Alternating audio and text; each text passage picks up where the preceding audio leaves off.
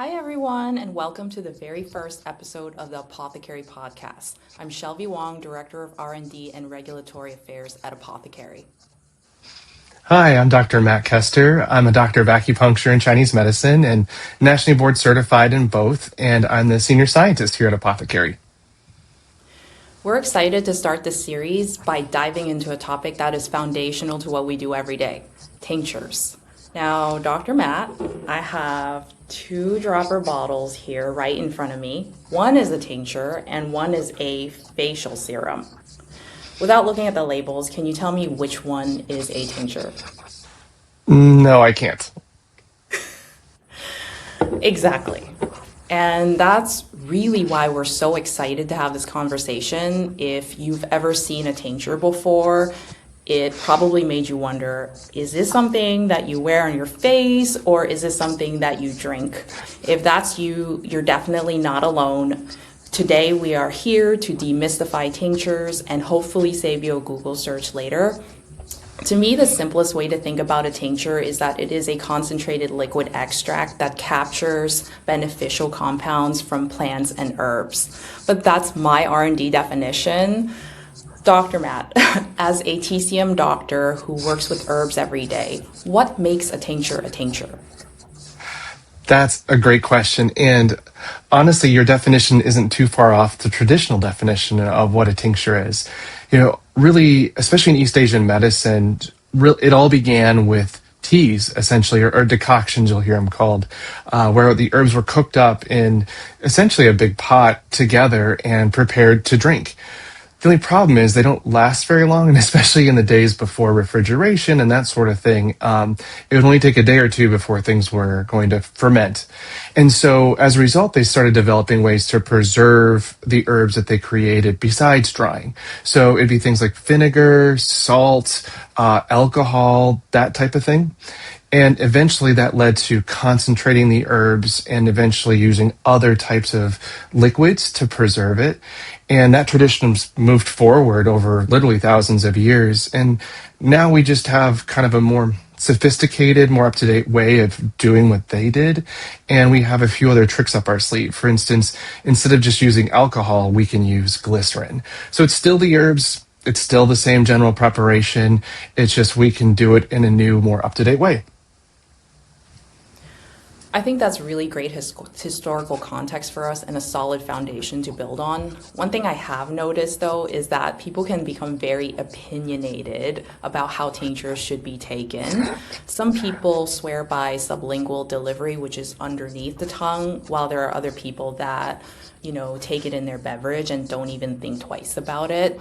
The theory, though, behind sublingual delivery is that compounds absorbed through the tissues under the tongue can enter the bloodstream directly, potentially leading to faster absorption than compounds that have to go through the digestive system. So I think we can settle this debate here. Is there actually a wrong way to take a tincture? Yes, there are wrong ways, but there are also a whole bunch of right ways.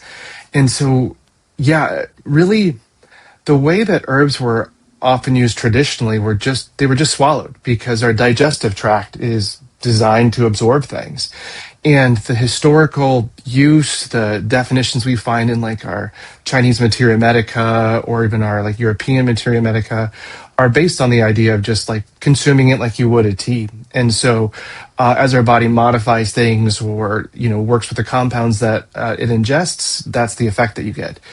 But honestly, since we've really started understanding the ideas of bypassing the liver, which is like that first pass metabolism idea, and we have other ways and other routes, and we have new compounds that we can extract that our forebears just couldn't do.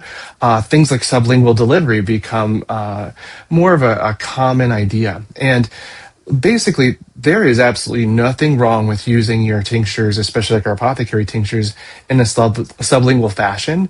So you basically can take your dose and put it underneath your tongue and hold it there for about 30 seconds. And what it's going to grab is a lot of the different compounds that aren't as soluble in water that are able to pass through that really thin tissue under your tongue. And what helps is there's a great blood supply there. And so that's where this idea of sublingual delivery really, comes into play. But then you can just take the rest and swallow it, and you're still doing it right. And so as long as you're consuming it one way or another, whether it's just swallowing it, putting it under your tongue, maybe even mixing it in with something, then you're doing it right. You're just making it work for you. The thing that our tinctures are not designed for, but we have been asked, is topical delivery. And there are topical tinctures out there, 100%. They tend to be more oil-based or have something else in there to help it get past your skin. But our tinctures are just solely meant for good old-fashioned just consuming it. So hopefully that answers the question. It does. As someone with an alarming number of anti-aging serums, I'll tell you, when I see a dietary supplement tincture, I want to fight the urge to put it on my face. Another common question we do get, though, is whether adding a tincture to a beverage alters its effectiveness. I think that is an interesting question because beverages are not necessarily just vehicles. They have bioactive compounds. So matcha, for example, has caffeine, catechins, L-theanine, all of which have biological activity of its own. So let's say someone is on their third iced matcha latte for the day. Should they be concerned that the beverage is somehow changing how the tincture works? That's such a good question. Not necessarily concerned, but aware of the fact that, when we change the potential, like the chemistry around the tinctures, is there a possibility, for some sort of change that occurs? Yes, but that isn't necessarily bad. The reason I say that is because, like, when we talk about our formulations, that's really what they are. It's multiple herbs that are designed to work together. And especially in, like, whether it's the Chinese or the Japanese sensibilities, like the traditional Chinese medicine or Kampo type of settings, we recognize that a single herb might have, like, herb A has one function, herb B has another function, but when you put them together, they have new and different functions, kind of the idea that the whole is greater than the sum of its parts. And especially when we start bringing in multiple herbs to hit multiple layers, multiple systems, that sort of thing. So with that in mind, when you mix your formulations in with some sort of beverage, whether it's juice or your matcha or something like that, yeah, you might see a difference in the effect. And that's what's so cool about it is you can play with it a little bit because really the way that these are designed and what we're trying to do is give you the freedom to make this work for you. Like, these are meant to serve you. So you don't have to work around the schedule of the herbs. They're meant to work into your schedule. So if you want to try mixing it with coffee, give it a whirl. If you want to try mixing it with a smoothie, like I said before, as long as you're getting it down the hatch, you did it right. The only thing I would probably minimize a little bit are any type of electrolyte drink. I wouldn't necessarily mix it in with that.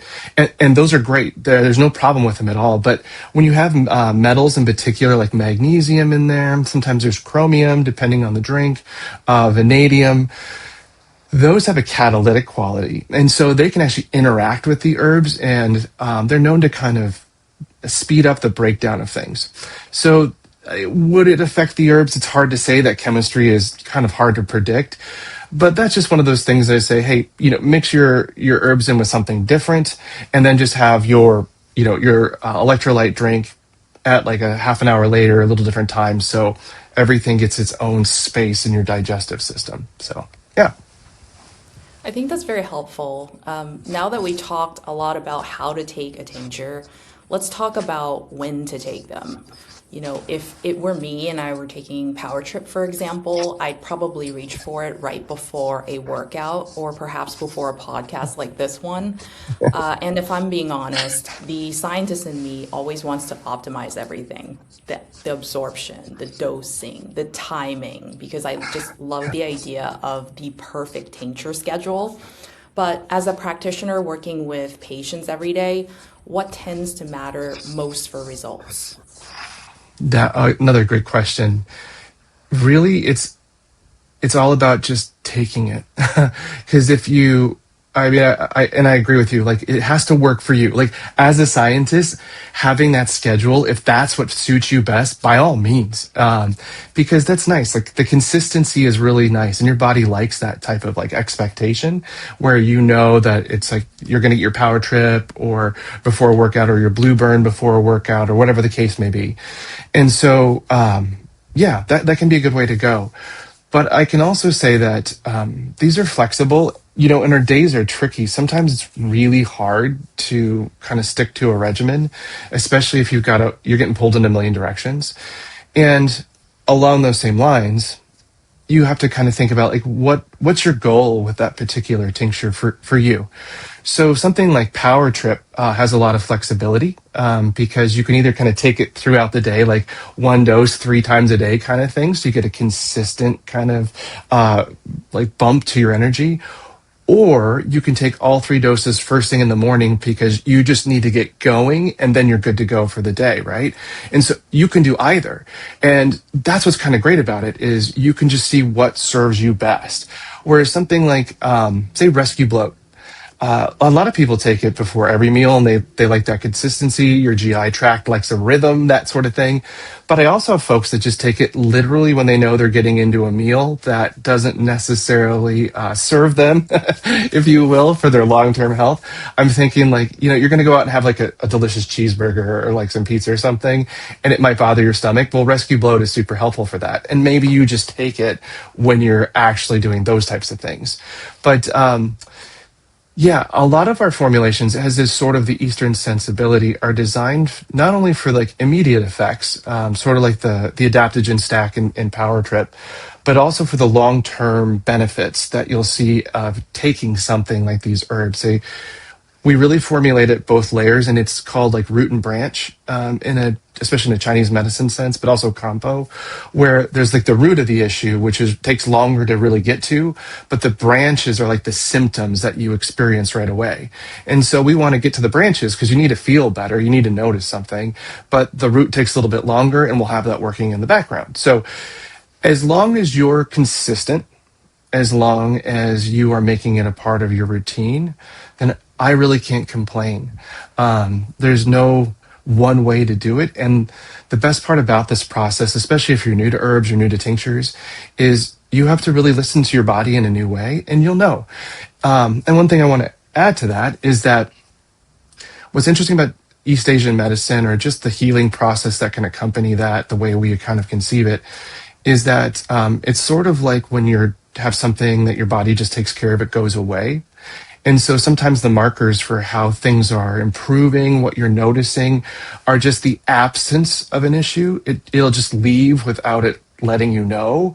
But one day you'll just kind of be like, hey, I haven't had that 3 p.m. slump, or, I feel like I was more on point today because I've been taking Minecraft for a few weeks, or, things are just easier. And that's a good sign that your rhythm, what you're doing with it, is on point. So subtle is not bad, and better is always better. I think that's really reassuring for a lot of people. It's really less about finding the perfect moment and more about finding a routine that you can stick with. And I know we've talked a lot about tinctures and how to take them and when. The next piece of the puzzle is how they're made. For my extraction nerds out there, one thing I've learned over the years in R&D is that 2 products can list the same herb on the label and still be very different products. The extraction process plays a major role in determining which compounds made it into the finished formula. And that's one of the reasons at Apothékary we use a dual extraction process to capture a broader spectrum of the plant's naturally occurring compounds. And that brings up something consumers often notice when they start exploring tinctures. They don't exactly all look or smell or taste the same. Matt, what drives these differences? More importantly, are all tinctures created equal? Great questions. Yeah, this is definitely where we get more into not only the tradition but the science, because traditionally speaking, one of the things you don't see is how long it takes to cook up, if you will, some of these herbs, especially things that are made from barks or roots or like the really tough, dense plant material, or even like minerals that have been used in the past. They take a long time, like 6, 7 hours, 8 hours sometimes, to get all of that good stuff out. And so thankfully, technology has allowed things to go a little faster and work a little differently. And so that's sort of where this idea of the dual extraction comes in. What that means is that we use water just like we would traditionally use, because the chemistry of life occurs in water. So many of the good compounds will just dissolve right into water, no problem. But then there's also some good stuff that isn't as likely to dissolve in water, like that oil-based kind of fat-soluble stuff that you'll hear about, like oil and water don't mix. And so we will also use ethanol. And ethanol is interesting because it dissolves in water, of course, but there's a little piece of that molecule that is able to grab some of that less water-soluble goodness and help bring it in, sort of like loosely, sort of like how soap kind of allows water and oils to mix. It's loosely that same idea of kind of acting as this interface. So that way we can pull out even more of that good stuff and get it into the tincture. What you should know about our tinctures, though, is that ethanol that we use, it's food grade, but we drive it all off before it ever gets bottled, because we don't use ethanol to preserve anything. We just use it to extract. So we get rid of it. It's not hard to drive off. And then all the good stuff that we pull out goes into glycerin. And there you get your glycerin tinctures. To answer the other parts of the question, though, are all tinctures created equal? Definitely not. There are so many ways to extract and preserve herbs, some better than others. And it's all about the care that goes into not only the method of extraction, but the level of heat that can be used or not used. That can cause some problems. If you're just trying to go fast and get as much out as you can with a bunch of heat, you can actually damage some of the chemistry if you're not careful. The other thing that kind of goes with that as well is, we rely on natural materials, so plants and fungi and things of that nature. And they grow out in the environment, and the environment's variable. So just like you would notice in the grocery store, how there's differences from season to season with certain crops, different flavors, different colors, just like you have tomatoes, right? It's still a tomato, but it might taste a little different at a different time of year. That happens to our herbs too. And so we have to take extra care to kind of take in those crops, those harvests, and make sure that they meet our standards, for one, but also that we can consistently get the parts that we need out of those herbs to include them into our tinctures, which that just takes some clever chemistry and some care to make that happen. And so, yeah, you'll notice that there's some variation in our tinctures too. And actually, that's a great thing, right? Like you might notice some subtle changes, especially if you're a regular user of something like Wind Down or Blueburn or Minecraft or you name it, right? Take the edge off. And that's to be expected. I mean, we really do our best to kind of nudge things into a place where you recognize what you're getting and we're as consistent as possible. But it's kind of a good sign when you see some variability in either color or even the flavor, because that just means we're using the real stuff. And so you're seeing some real variability. That doesn't mean anything is wrong or anything's bad. It's just a sign that we're using products from nature. And that's just one of the things that you notice when you use those types of things.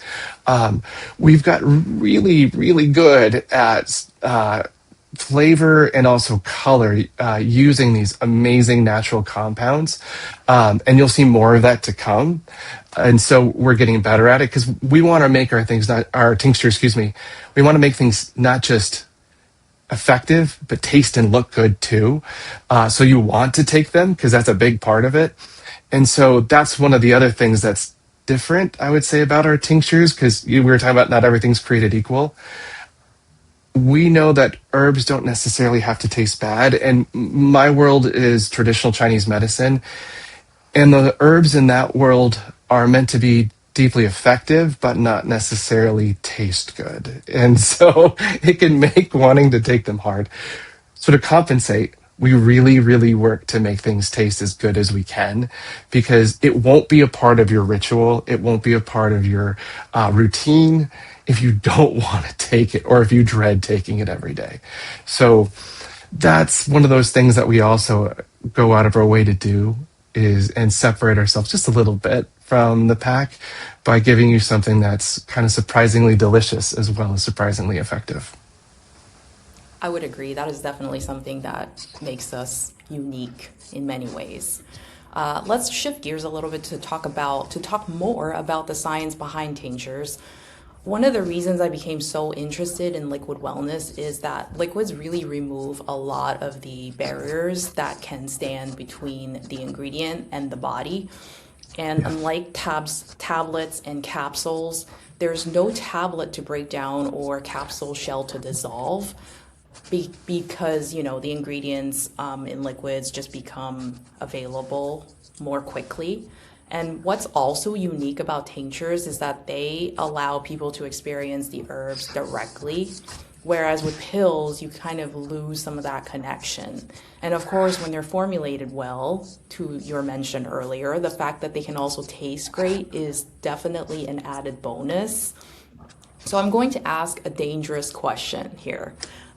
In making herbs more convenient through tablets and capsules, have we lost something along the way? Yeah, yeah, we have. I wish I could say otherwise, but it's also one of the reasons I appreciate the liquids. It's so interesting because liquids. One of the things that appeals to me, and one of the things that's great about like the traditional preparations in water, or with maybe some additions like honey or vinegar or salt or something, but always water as a base, is that our bodies, of course, are mostly water, but the chemistry that we rely on to absorb the food that we break down and digest and that sort of thing, we have to have those things that we take in a water solution, more or less. If things are bone dry, we really won't absorb them into our body. So our body goes out of its way to break things into pieces that can be absorbed one way or another into these water-based cells. And as a result, water is required. So with that in mind, the great part about liquids, whether it's a tea or in our case, a tincture, is that they're ready to go. Not everybody's great at swallowing pills of any type. Some people just straight up can't. So that's great. We've got you covered there. But also, you said something that's so important. When you take a tablet or a capsule, you don't really taste or really smell the herb much, and that might seem like a good thing, and sometimes it is. But it's so important to experience the herb, because there is an immediate message that is sent to the brain when you smell or taste something, right? Like when you think about foods that you love, it instantly gives you a feeling. It instantly sends a message, whether it's to your stomach, like from your stomach, thinking about something like delicious, or just like that good feeling of like maybe a meal that's nostalgic. Conversely, if there's something that you've had that smells bad or tastes bad, that's an equally strong, sometimes stronger memory. But you get the idea. It sends a message right away. And so the smell and the taste of an herb in the Chinese medicine and East Asian medicine sense is as important as the chemistry that it represents. And we even categorize herbs by their flavor. So like bland, salty, bitter, that sort of thing, sweet. But also by, we call it their temperature, which would be, is it like hot, is it warm? Like an example of something like warm would be cinnamon. Oftentimes bitter herbs tend to be more cold in nature. So like white willow bark that is kind of like the base of aspirin, the acetylsalicylic acid, is cold and bitter kind of thing. But I'm kind of talking like getting in a little bit too much into the details there, but capsules are convenient. Tablets are convenient, and they do have good stuff in there. However, your body first has to break down the capsule, break down the tablet, rehydrate the herbs, and then start kind of manipulating them in order to absorb them. And I can tell you, just being in the clinic, this is maybe TMI, but there are people that are really working on their digestion where things move too fast. And if they take tablets, they can tell when they use the bathroom that the tablets aren't breaking down the whole way. And so they're not getting as much of that good stuff. But if they have something that's a liquid, they don't have the same issue that they observe. So yeah, liquids are just like your body knows what to do with them. And there's another benefit that liquids offer that is kind of like in the background, and that's dosing. With capsules or tablets, their dosing is more or less fixed, right? Like it's a 500 milligram capsule or it's a 200 milligram tablet, whatever the case may be. And that's great. They're usually very, very accurate. They're consistent, fabulous. It's one of their strengths. But if you're looking to modify your dose or kind of subtly change it, make it work for you, you can't do that unless you open the capsule or break the tablet and dissolve it in water, really, or unless you're going to kind of grind up like a tablet, or I guess in this sense of a gummy, that's another one. You'd have to cut it up with like a razor blade or something. And so what's great about liquids is you can literally control it by the drop. So if you really want to have a lot of flexibility in the way that you work with the herbal formulations, which that's something that we love, where you're like, maybe I don't necessarily want to take all my power trip in the morning. I want to do like a dose and a half in the morning and a dose and a half in the afternoon, or I'm going to do a bigger dose of rescue bloat, before a meal, or whatever the case may be. You get the idea. It's up to you. And it gives you a level of freedom to work with it that is just not something possible with a capsule, a tablet, or a gummy for that matter. So hopefully that kind of answers what you were asking. It does, and I'll tell you what, I would not want to cut open a tablet and swallow that. It's not a steak, and I did not have a good experience doing that as a kid. I think that's also a perfect segue into something else I got really excited about, though, when I joined Apothékary. Coming from the conventional supplement world, I was always used to thinking about products in terms of individual ingredients designed to solve a specific problem. But here, we think more about the underlying systems and how that influences the body and the root cause that may be driving some of those concerns. And I'll admit, this is kind of where the scientist brain starts to ask questions. My training tells me to isolate variables. Your training tells you to look at systems as a whole. So I guess my next question would be, why is looking at the whole system something more useful perhaps than focusing on a single symptom? And how do formulas like Blue Burn, for example, or Power Trip bring that idea to life? That's a good question. It's what you touched on is something that definitely is one of the, I'd say, more distinguishing features between the paradigm that is used in biomedicine in the West, typically, and East Asian medicine, in that especially scientifically, we love to drill down, and we want to remove as many variables. We want specificity. We want mechanisms. We're really trying to answer those piece by piece questions, and it's clearly effective. The scientific method's amazing. It works great, but sometimes we'll get so much information that's hard to tie it together into a constellation. The way I kind of talk about it is you can identify stars in the sky and name the stars, but you need somebody to kind of tie them together and be like, oh, that's a galaxy, that's a constellation, that sort of thing. What's really great about the paradigm in East Asian medicine is it looks at the relationships between systems, because no system in the body stands alone. They all are interdependent in order to make you move forward in your path. And so that is of paramount importance to the East Asian medicine method. And so, what's great about it is what we really do see as we formulate Like when we add these different herbs, we're trying to capture something that's meant to address like what we would call like the metal system, which is the lungs, the large intestine, and the skin. Or we're also trying to help something with like the earth, which is going to be like pancreas and stomach and muscles.